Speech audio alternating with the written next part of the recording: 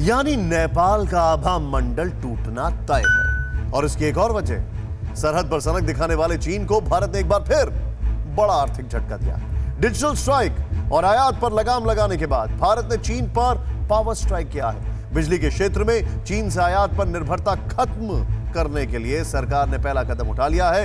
एक तरफ तो भारत अपने घरेलू निर्माण को बढ़ाने के लिए आगे कदम बढ़ा रहा है, तो दूसरी ओर जापान जैसे मित्र देश अपनी कंपनियों को चीन से निकालकर भारत में बसाने की तैयारी कर रहे हैं।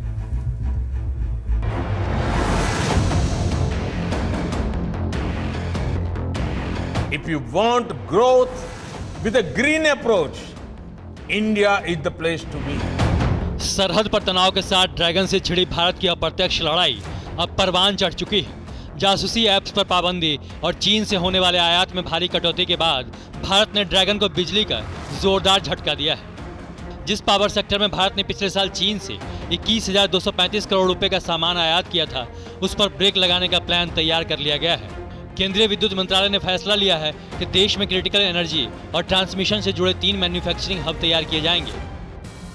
जो सामान चीन और दूसरे देशों से मंगाए जा रहे थे, वो अब हिंदुस्तान में बनाए जाएंगे। पावर सेक्टर में चीनी आयात पर निर्भरता कम करने के लिए सरकार ने 2 लिस्ट बनाई है। पहली लिस्ट में ऐसे 239 सामान हैं जिनके लिए भारत पूरी तरह बाहरी देशों से आयात पर आधारित रहा है, और दूसरी लिस्ट में वो 95 सामान हैं जिनका भारत में निर्माण तो होता है, लेकिन ज़्यादा मांग की वजह से आयात किया जा रहा है।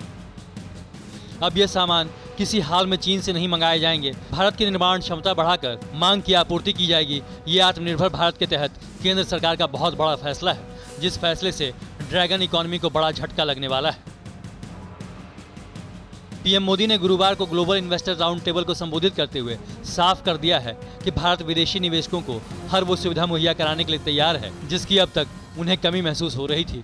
पीएम ने ग्लोबल इन्वेस्टर्स से कहा, अगर आपको विश्वसनीयता के साथ रिटर्न चाहिए तो भारत सही जगह है। If you want demand with democracy, India is the place to be.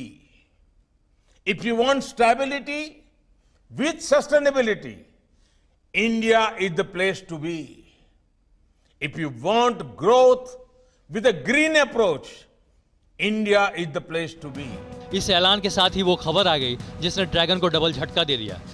Japan ने ऐलान किया कि वो चीन से निकलकर भारत में निवेश करने वाली 2 कंपनियों को वित्तीय मदद देगा। टोयोटा शुशो और सुमिडा नाम की ये कंपनियां भारत में अपना मैन्युफैक्चरिंग बेस तैयार करेंगी। जहां Toyota Tsusho company rare earth metal facility तैयार करेगी, सुमिडा कंपनी ऑटोमोटिव पार्ट्स बनाएगी।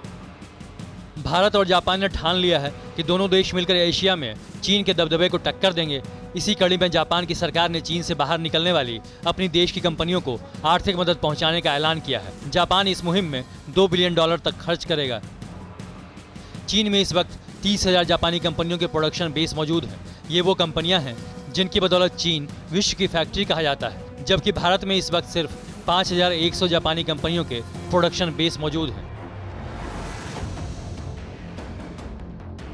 जापान ही नहीं, अमेरिका और जर्मनी की कंपनियां भी चीन छोड़कर भारत आ रही हैं। जर्मनी की फुटवेयर कंपनी वॉन वेलेक्स ने चीन से अपना कारोबार समेटकर उत्तर प्रदेश के आगरा में नई यूनिट शुरू की, तो महिंद्रा ग्रुप के चेयरमैन आनंद महिंद्रा ने इसे अच्छी लहर का संकेत बताया।